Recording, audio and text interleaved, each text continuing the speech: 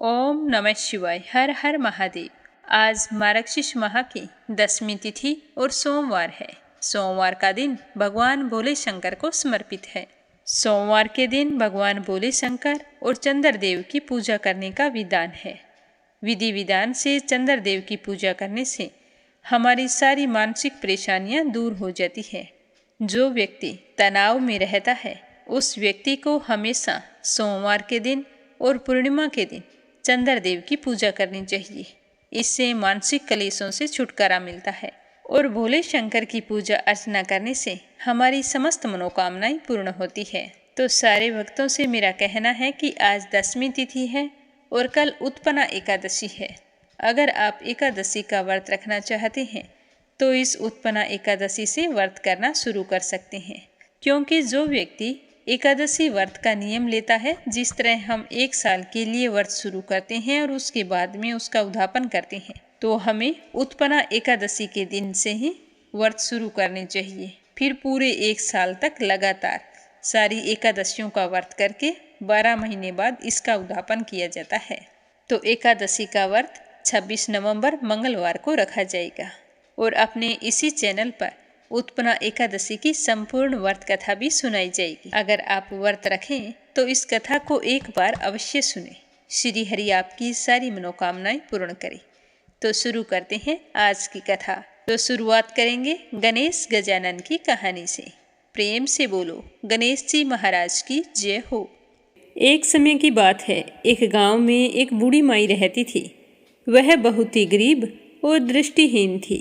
उसके एक बेटा और एक बहू थे। उस बुढ़िया का नियम था कि सुबह सवेरे जल्दी उठती, स्नान करने के बाद में सबसे पहले गणेश जी के मंदिर जाकर गणेश भगवान की पूजा पूरे श्रद्धा भाव से किया करती थी। भक्ति भाव में उसकी खूब रुचि थी। तो गणेश जी भगवान उसकी पूजा से प्रसन्न हुए और प्रकट होकर कहने लगे कि बूढ़ी माई, मैं गणेश जी तुम्हारी पूजा से बहुत ही प्रसन्न हूँ। तुम जो चाहे सो मांग ले। तो बुढ़िया कहने लगी कि महाराज, मुझे तो कुछ मांगना ही नहीं आता कि मैं क्या और कैसे मांगूं। तो गणेश भगवान कहने लगे कि तुम सोच लो तुम्हें क्या मांगना है, मैं कल फिर आऊँगा। तो यह कहकर गणेश जी भगवान अंतर्ध्यान हो गए और बूढ़ी माई घर आ गई। घर आकर सबसे पहले अपने बेटे से कहने लगी कि बेटा, गणेश जी भगवान मेरी पूजा पाठ से बहुत ही प्रसन्न हुए हैं और आज उन्होंने मुझसे कहा है कि तू वरदान मांग। मुझे तो मांगना ही नहीं आता कि मैं क्या मांगूं। वो मुझसे कह कर गए हैं कि कल मैं फिर आऊँगा। अब तू मुझे बता कि मैं क्या मांगूं। तो उसका बेटा कहने लगा कि माँ, ये तो बहुत अच्छी बात है। तुम ऐसा करो कि धन मांग लो। देखो हम कितने गरीब हैं, हमारे भी सपने पूरे हो जाएंगे। तो बुढ़िया के मन में यह बात नहीं जची। फिर वह अपनी बहू के पास गई और जाकर कहने लगी कि बहू, आज मुझे गणेश जी भगवान ने वरदान मांगने के लिए कहा है, तुम मुझे बताओ कि मैं क्या मांगूं। तो वो कहने लगी कि माँ जी, आप पोते पोती मांग लो। देखो हमारा आंगन सूना है, हमारे घर में भी किलकारियाँ गूंजेंगी और आपका भी दिल बहला रहेगा। तो बहू के कहने पर बूढ़ी माई सोचने लगी कि बच्चों की किलकारियाँ तो अच्छी बात है, पर इससे हमें सब कुछ तो नहीं मिल जाएगा। बेटे की बात भी सही है, हम गरीब भी तो हैं। तो वह सोचने लगी कि ये तो अपने अपने मतलब की बात बोल रहे हैं। मैं अपनी पड़ोसन बहन के पास जाती हूँ, उससे पूछती हूँ वो क्या कहती है। तो उसके पास जाकर कहने लगी कि बहन, आज मुझे गणेश जी ने दर्शन दिए और कह रहे थे कि तुझे कुछ मांगना है वो मांग, तो तू मुझे बता कि मैं क्या मांगूँ। बेटा तो कहता है कि धन मांग ले, बहू कहती है कि पोते पोती मांग ले। तो यह सुनकर उसकी पड़ोसन बोली कि क्यों तो तू धन मांगे और क्यों ही पोते पोती मांगे, तू तो थोड़े ही दिन जिएगी। ऐसा कर कि अपने लिए रोशनी मांग ले, जो कम से कम संसार तो देखेगी, तेरी जिंदगी आराम से कट जाएगी। तो पड़ोसन की बात सुन बुढ़िया सोचने लगी कि रोशनी तो मैं मांग लूँगी, पर संसार का क्या देखूँगी। बेटा और बहू 2 हैं, भरा पूरा परिवार हो तो ही आँखों से देखूँ तो अच्छा लगता है। यह सोचते सोचते बूढ़ी माई सो गई। उसके कुछ भी समझ में नहीं आया। सुबह जल्दी उठी, स्नान करके जल्दी जल्दी मंदिर चली गई। तो गणेश जी भगवान फिर प्रकट हुए और कहने लगे कि बूढ़ी माई कुछ सोचा क्या, आज मैं फिर आया हूँ। तो यह सुनकर बुढ़िया कहने लगी कि हे गणेश जी महाराज, आपको बारंबार प्रणाम है। अगर आप मुझ पर इतने ही प्रसन्न हैं तो मुझे 9 करोड़ की माया दे, निरोगी काया दे, अमर सुहाग दे, आंखों की रोशनी दे, नाती दे, पोता दे और सब परिवार को सुख दे, अंत में मोक्ष मिले, ऐसा वरदान दे। तो यह सुनते ही गणेश जी कहने लगे कि बुढ़िया माई, तुमने तो हमें ठग लिया। तुम तो कह रही थी कि मुझे मांगना ही नहीं आता और आज सब कुछ मांग लिया। पर जैसे तुमने मांगा है वो सब कुछ तुम्हें मिल जाएगा, क्योंकि मैं तुम्हारी श्रद्धा भक्ति से बहुत ही प्रसन्न हूँ। तो इस तरह आशीर्वाद देते ही बुढ़िया को आंखों से दिखाई देने लगा और गणेश जी भगवान के दर्शन पाकर वो बहुत ही खुश हुई। गणेश जी भगवान अंतर्ध्यान हो गए और फिर जैसा बुढ़िया ने मांगा था उसे वैसा सब कुछ मिल गया। हे गणेश जी महाराज, जैसे आपने उस बूढ़ी माँ को सब कुछ दिया वैसे ही सबको देना। जो श्रद्धा भाव से आपकी पूजा पाठ करके इस कथा को सुने उसकी सारी मनोकामनाएं पूर्ण करना। बोलो गणेश जी महाराज की जय हो। अब अपने सुनेंगे श्री कृष्ण भगवान की कहानी कि श्री कृष्ण और भगवान शिव जी के बीच में युद्ध क्यों हुआ था। बाणासुर नाम का एक असुर हुआ करता था। बाणासुर दैत्यराज बलि का पुत्र था। वह भगवान शिव का परम भगत था। उसने शिव जी की कठिन तपस्या करके हजारों भुजाओं का वरदान मांगा था और यह वर भी मांगा था कि भगवान शिव उसके किले के रक्षक बने। तो भगवान शिव को यह सुनकर कुछ अपमान महसूस हुआ, लेकिन बाणासुर के वर मांगने के कारण भगवान शिव उसके किले के रक्षक बन गए। अब तो बाणासुर बहुत ही शक्तिशाली हो गया। सारे देवता उससे भयभीत रहने लगे। एक दिन बाणासुर की इच्छा हुई कि भगवान शिव से युद्ध करूं। तो भगवान शिव ने कहा कि मैं तुमसे युद्ध नहीं कर सकता, लेकिन तुम्हें पराजित करने वाला श्री कृष्ण इस धरती पर अवतार ले चुका है। तो भगवान शिव ने कहा कि जब तुम्हारे किले की ध्वजा गिर जाए तो समझ लेना कि तुम्हारा शत्रु आ चुका है।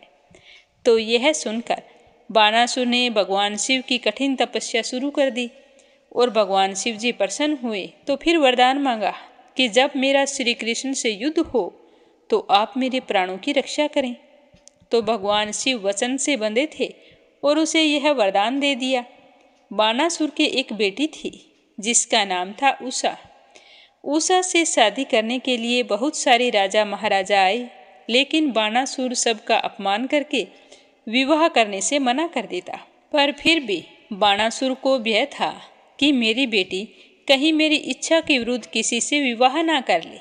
यह सोचकर बाणासुर ने एक किला बनवाया और उसके अंदर अपने बेटी को कैद करवा दिया। एक रात में उषा को सपना आया। उसमें उसने एक बहुत ही सुंदर राजकुमार को देखा। तो उसने सुबह उठते ही अपने सपने के बारे में अपनी सखी चित्रलेखा को बताया। चित्रलेखा को वरदान मिला था कि वह बहुत ही सुंदर कलाकृतियां बनाती थी। उसने उषा की आंखों में अपनी माया से सपने को देखकर अपनी कला से उस सुंदर राजकुमार का चित्र बना दिया। उस चित्र को जैसे ही उषा ने देखा तो वह तो उस राजकुमार के प्रेम में पागल जैसी हो गई। चित्रलेखा ने बताया कि यह सुंदर राजकुमार श्री कृष्ण जी का पुत्र अनिरुद्ध है। चित्रलेखा ने अपनी माया से उसे उसके सामने ला दिया। उषा को देखकर अनिरुद्ध भी उस पर मोहित हो गया। दोनों ने गुप्त रूप से विवाह कर लिया। यह खबर जब बाणासुर को मिली तो उन्होंने अनिरुद्ध को कैद कर लिया, क्योंकि उस समय उसके किले की ध्वजा गिर गई थी। तो वह समझ गया था कि उसे पराजित करने वाला आ चुका है। जब श्री कृष्ण और बलराम को इस बात का पता चला तो उन्होंने अनिरुद्ध को छुड़ाने के लिए बाणासुर के राज्य पर चढ़ाई कर दी। दोनों ओर के वीरों ने अपने शौर्य का परिचय दिया। बाणासुर जब हारने लगा तो उसने भगवान शिव का स्मरण करना शुरू कर दिया। तो भगवान शिव प्रकट हो गए। तो श्री कृष्ण और शिव जी आमने सामने थे। दोनों मन में बाणासुर का धन्यवाद भी कर रहे थे कि जिसके कारण वे एक दूसरे के आमने सामने दर्शन कर रहे हैं। इसके बाद दोनों के बीच युद्ध शुरू हो गया। श्री कृष्ण और शिव जी ने एक दूसरे पर कई तरह के अस्त्र शस्त्र चलाई, लेकिन उनसे उन दोनों में से किसी की कोई हानि नहीं हुई। श्री कृष्ण ने निंदास्त्र चलाकर भगवान शिव को कुछ समय के लिए सुला दिया और श्री कृष्ण ने बाणासुर की भुजाएं काटनी शुरू कर दी। जिन भुजाओं पर बाणासुर अभिमान करता था, अब उसकी 4 ही भुजाएं शेष रही थी, बाकी सारी की सारी कृष्ण जी ने काट दी थी। तो अचानक शिव जी की नींद खुली और बाणासुर की यह दशा देखकर क्रोधित हो गए। तो शिव जी ने अपना शस्त्र शिव जवर अग्नि चलाया, जिससे चारों ओर जवर और बीमारियां फैल गई। श्री कृष्ण ने नारायण जवर शीत शस्त्र चलाया, जिससे जवर का नाश हो गया। लेकिन इस युद्ध से सृष्टि के विनाश का डर पैदा हो गया।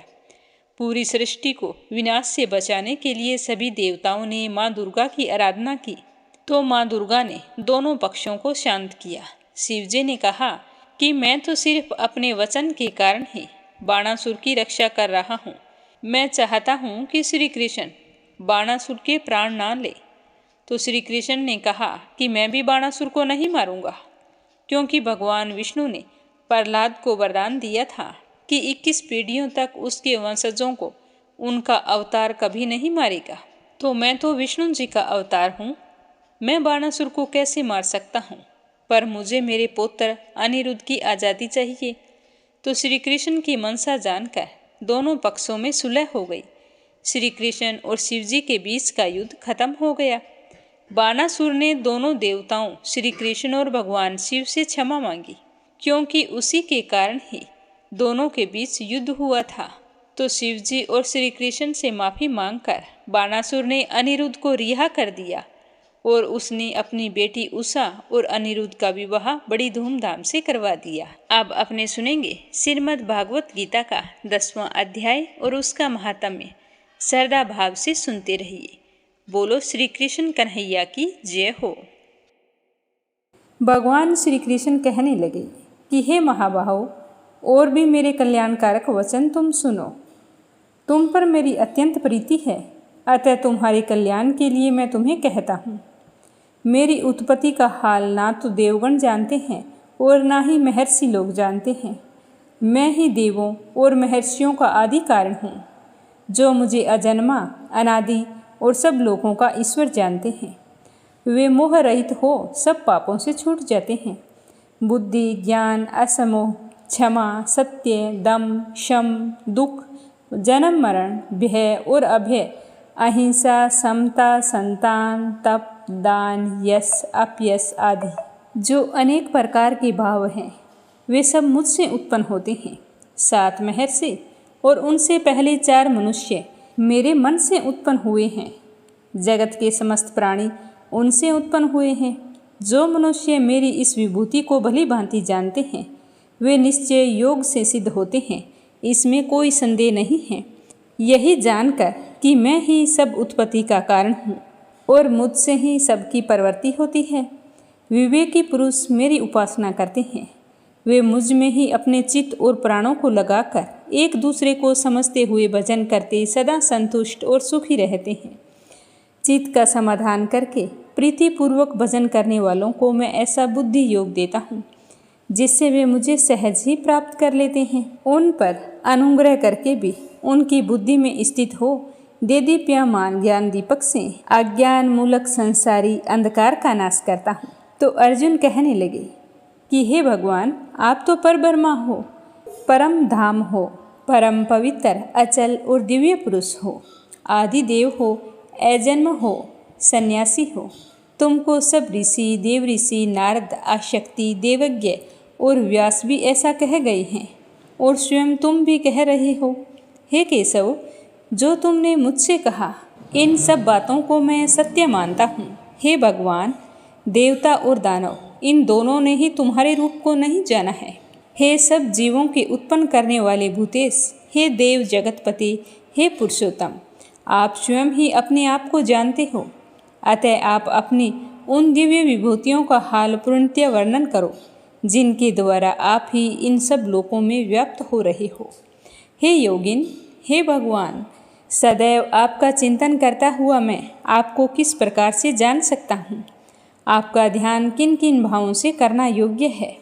हे जनार्दन, कृपया अपनी माया और विभूतियाँ विस्तार से कहिए। इस अमृत रूपी आपकी वाणी को सुनने से मेरा मन तृप्त होता है। तो भगवान कहने लगे कि मेरा विस्तार तो अनंत है, फिर भी मैं तुम्हें मुख्य मुख्य विभूतियों को सुनाता हूँ। हे गुणाकेश, समस्त भूतों के अंतःकरण में रहने वाली आत्मा मैं ही हूँ। मैं ही उनका आदि मध्य अंत हूँ। मैं ही आदित्यों में विष्णु, प्रकाश को अनेक किरणों से भूषित सूर्य, मृद गणों में मरीचि और नक्षत्रों में चंद्र हूँ। मैं वेदों में सामवेद, देवों में इंद्र, इंद्रियों में मन और भूत मात्र में चैतन्य हूँ। मैं रुद्रों में शिव, यक्ष राक्षसों में कुबेर, 8 वसुओं में अग्नि, पर्वतों में सुमेरु हूँ। हे पार्थ, पुरोहितों में बृहस्पति, सेनापतियों में स्कंद और जलाशयों में समुद्र मैं ही हूँ। मैं महर्षियों में भृगु, वाणी में एक अक्षर ओमकार, यमों में जप, यज्ञ और स्थावरों में हिमालय हूँ। मैं वृक्षों में पीपल, देव ऋषियों में नारद, गंधर्वों में चित्तरथ, सिद्धों में कपिल मुनि, वेदों में अमृत से उत्पन्न उत्सरेवा, गजेंद्रों में ऐरावत और मनुष्यों में राजा मैं ही हूँ। शास्त्रों में वज्र, गौओं में कामधेनु, प्रजा की उत्पत्ति करने वालों में कामदेव और सर्पों में वासुकी मैं ही हूँ। नागों में शेष नाग हूँ, जलचरों में वरुण, पितरों में अर्यमा और शासन करने वालों में यम मैं ही हूँ। दैत्यों में प्रहलाद, ग्रास करने वालों में काल, मृगों में सिंह और पक्षियों में गरुड़ मैं ही हूँ। शुद्ध करने वालों में वायु, शस्त्रधारियों में राम, मछलियों में मगर, नदियों में गंगा मैं ही हूँ। हे अर्जुन, मैं सब प्राणियों का आदि मध्य अंत, विद्याओं में अध्यात्म विद्या और वाद विवाद मैं ही हूँ। अक्षरों में आकार, समासों में द्वंद्वक्ष, काल और 4 मुख वाला ब्रह्मा मैं ही हूँ। सबकी रहने वाली मृत्यु, भविष्य में होने वाले पदार्थों की उत्पत्ति, स्त्रियों में कीर्ति, लक्ष्मी वाणी, समृद्धि, मेधा, धृति और क्षमा मैं ही हूँ। साम वेद में वृत साम, छंदों में गायत्री, मास में मार्गशीर्ष और ऋतुओं में वसंत मैं ही हूँ। छलियों में जुआ और सात्विकों में सत्य मैं ही हूँ। यादवों में वसुदेव, पांडवों में अर्जुन, मुनियों में व्यास और कवियों में शुक्र मैं ही हूँ। दमन करने वालों में दंड, जय चाहने वालों में नीति, गुह्य पदार्थों में मीन और ज्ञानियों में ज्ञान मैं ही हूँ। हे अर्जुन, भूत भाव का जो बीज है वो मैं ही हूँ। मेरे अतिरिक्त चराचर भूत कुछ भी नहीं है।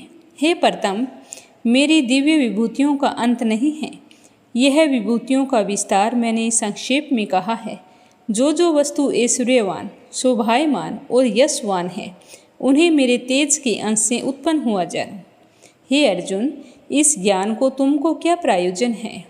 यही जानो कि मैं अपने एक अंश से इस संसार में मैं व्यापक हूँ। तो ये था गीता जी का 10वां अध्याय। अब अपने सुनते हैं इसका महात्म्य। बोलो लक्ष्मीपति नारायण की जय हो। श्री हरि विष्णु लक्ष्मी से कहने लगे कि हे लक्ष्मी, अब मैं तुम्हें 10वें अध्याय का महात्म्य कहता हूँ, तुम ध्यानपूर्वक सुनना। वाराणसी में धीरज नाम का एक ब्राह्मण रहता था। धर्मात्मा हरिभक्त एक गण ने ब्राह्मण को देखा कि वह मरा पड़ा है। यह देखकर वो कहने लगा कि हे स्वामी, यह चरित्र मैंने देखा है। इसने ऐसा कौन सा पुण्य किया था जिसे भली जगह मृत्यु पाई है? चारों बातें इसकी भली बनी है। एक वाराणसी क्षेत्र काशी जी और गंगा जी का स्नान, संतों का, विश्वेश्वर जी का दर्शन, अन्न का छोड़ना, एकादशी का दिन। यह बात कह सुनाओ कि इसने कौन सा पुण्य किया था। यह ब्राह्मण एक विश्वेश्वर महादेव जी के दर्शन को जाता था। गर्मी की ऋतु थी। उसको धूप लगी तो घबरा गया। उसका दिल घुटने लगा और चक्कर खाकर मंदिर के निकट गिर पड़ा।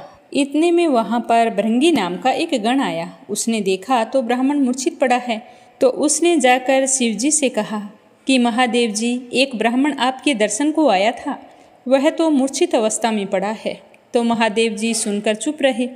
महादेव जी ने कहा, भृंगी, इसके पिछले जन्म की खबर मैं तुम्हें बताता हूँ। एक समय कैलाश पर्वत पर गोरा, पार्वती और हम बैठे थे। एक हंस मेरे दर्शन को आया था। वह हंस ब्राह्मण का वाहन था। ब्रह्मलोक से मानसरोवर को जाता था। उस सरोवर में सुंदर कमल के फूल खिले थे। एक कमल को वह लांघने लगा तो उसकी परछाई उस पर पड़ी तो हंस अचेतन ही काला हो गया। आकाश से गिरा। तब उसी समय उसी मार्ग में एक गण आया।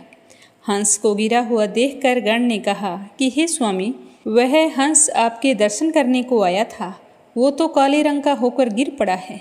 मैंने कहा कि उस हंस को यहाँ लेकर आओ, तो वो मेरी आज्ञा से हंस को ले आई। हमने पूछा कि हे हंस, तुम श्याम वर्ण का क्यों हुआ है? तो हंस ने कहा कि प्रभु जी, मैं तो आपके दर्शन को आया था। मानसरोवर में फूल खिले थे, मैं उनको लांग कर आया तो उनकी छाया मुझ पर गिरी और मेरी देह तो काली हो गई। आकाश से गिर पड़ा, कारण नहीं जानता कि कैसे हुआ। यह सुनकर शिव जी हंसने लगे और आकाशवाणी हुई कि हे शंभु जी, कमलनी से पूछो, वही बताएगी। तो हम कमलनी के पास गए तो उसने बताया कि मैं तो पिछले जन्म में अप्सरा थी, नाम मेरा पद्मावती था। पिछले समय श्री गंगा जी के किनारे एक ब्राह्मण स्नान करके गीता जी के 10वें अध्याय का पाठ किया करता था, जिसके प्रभाव से इंद्र का आसन हिलने लगा। तो इंद्र ने मुझे आज्ञा दी कि तुम जाकर उस पंडित की तपस्या भंग कर दे। तो मैं आज्ञा पाकर विपर के पास आई। उस विपर ने मुझे श्राप दे दिया। उसने कहा कि हे पापिन, तू कमलनी हो। उसी समय मैं कमलनी हो गई। अब मैं गीता जी के 10वें अध्याय का पाठ करती हूँ। उसी तेज से मेरा तेज है। जो भी मुझे लांग कर जाता है वो श्याम वर्ण का हो जाता है।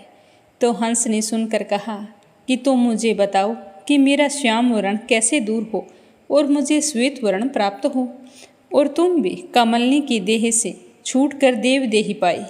तो कमलनी कहने लगी कि कोई गीता जी के 10वें अध्याय का पाठ सुनाए तब उद्धार होगा। तब एक ब्राह्मण ने उस सरोवर में जाकर स्नान किया, फिर शालिग्राम की पूजा करके गीता जी के 10वें अध्याय का पाठ किया। तो उस अध्याय को कमलनी और हंस ने बड़े ही श्रद्धा भाव से सुना। तो उसे सुनने से हंस और कमलनी दोनों का तत्काल ही उद्धार हो गया। हंस सवेत हो गया और कमलनी देव कन्या बन गई। तो ये था 10वें अध्याय का महात्म्य। अब अपने सुनते हैं राधा रानी की कहानी। ये कहानी राधा रानी और नारद मुनि की है। एक बार नारद जी ने पृथ्वीलोक पर राधा नाम की महिमा सुनी और सुना कि वह श्री कृष्ण की सबसे बड़ी भक्त है। तो नारद जी सोचने लगे कि श्री हरि का सबसे बड़ा भगत तो मैं हूँ और श्री हरि के अवतार ही कान्हा जी हैं, तो कान्हा जी का भगत भी मैं हूँ। मुझसे बड़ा भक्त कौन हो सकता है? यह सोचकर नारद मुनि श्री कृष्ण के पास चल पड़े कि जाकर पूछता हूँ कि मुझसे बड़ा भक्त कोई कैसे हो सकता है। तो अपने मन की शंका का निवारण करने के लिए नारद जी श्री कृष्ण के पास गए।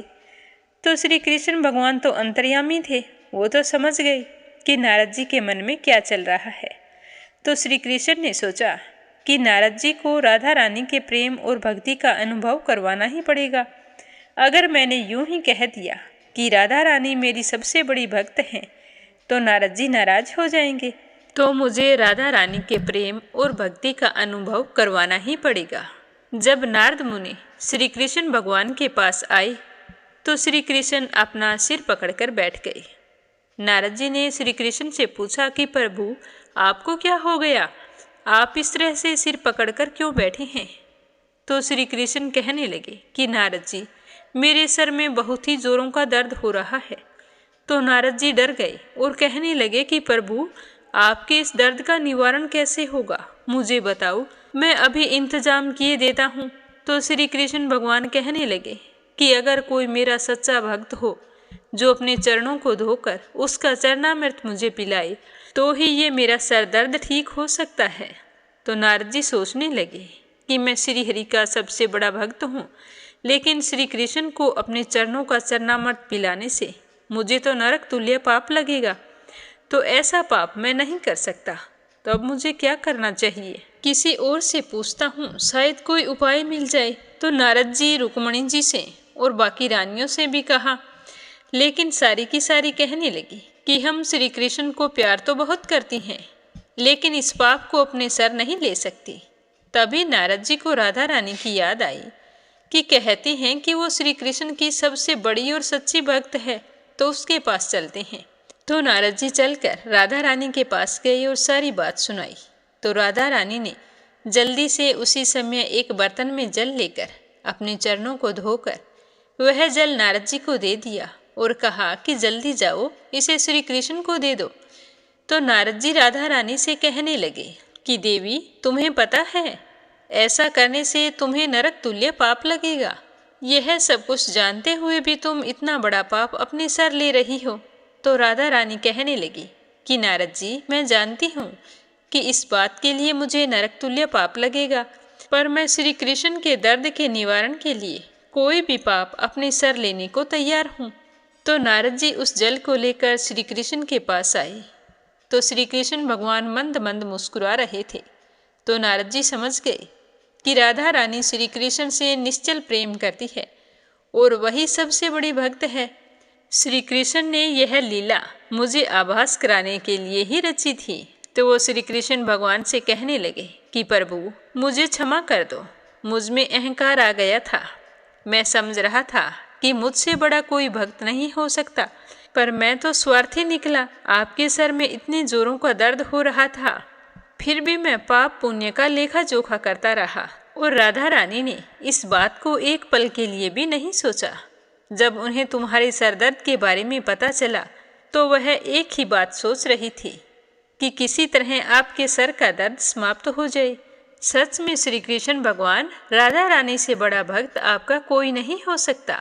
तो यह सुनकर भगवान श्री कृष्ण मंद मंद मुस्कुरा रहे थे और मन ही मन सोच रहे थे कि मेरे बिना कुछ कहे नारद जी को सब कुछ समझ में आ गया। बोलो राधा रानी की जय हो। लप्सी और तपसी की कहानी। बोलो लप्सी तपसी की जय हो।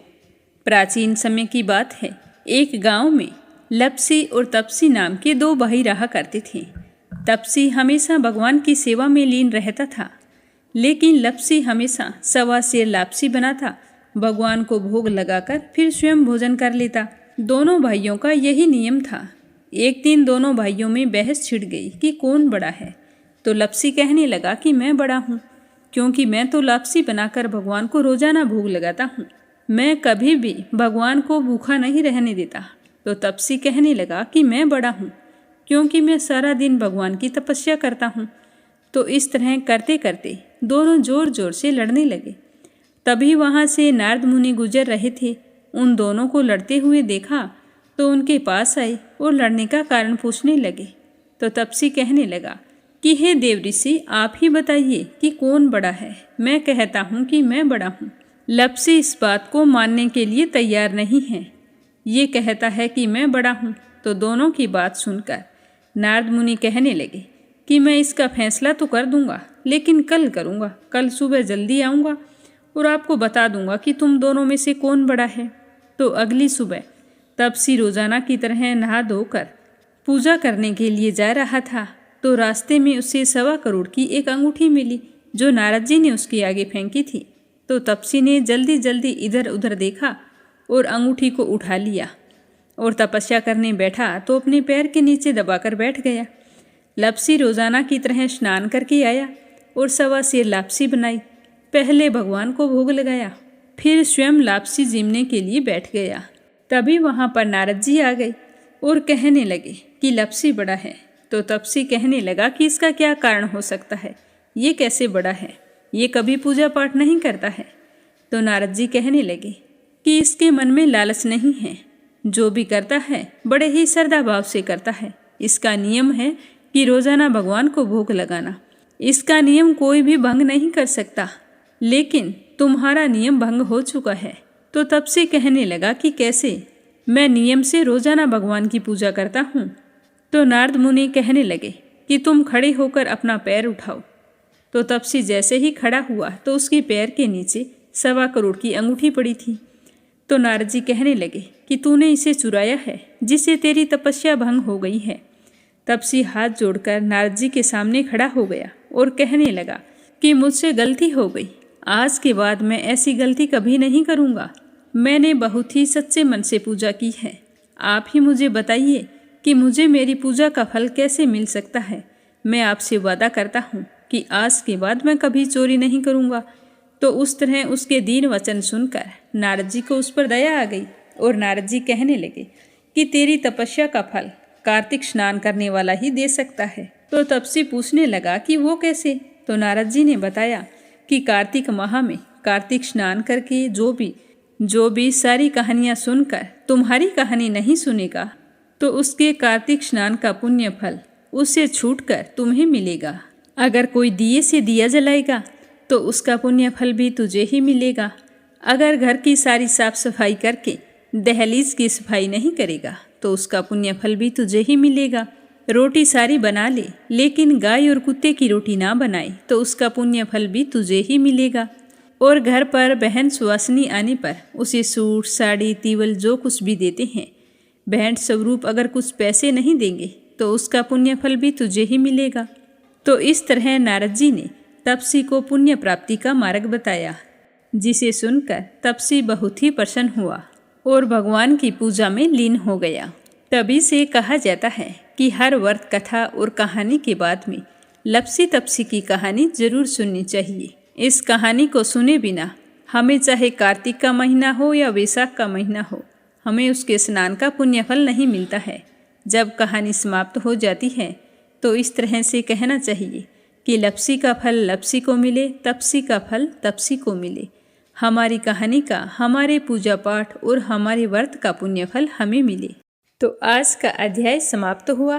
कल फिर मिलेंगे अगले अध्याय के साथ। उम्मीद करती हूँ कि आपको गीता जी का अध्याय जरूर पसंद आया होगा। तो मीरा भक्ति स्टोरी चैनल को सब्सक्राइब जरूर करें और इस वीडियो को ज़्यादा से ज़्यादा अपने मित्रगणों में, रिश्तेदारों में शेयर करें। कान्हा जी आपकी सारी मनोकामनाएं पूर्ण करें। कल फिर मिलेंगे अगले अध्याय के साथ। आप सभी की मंगल कामना के साथ ओम नमः शिवाय। हर हर महादेव।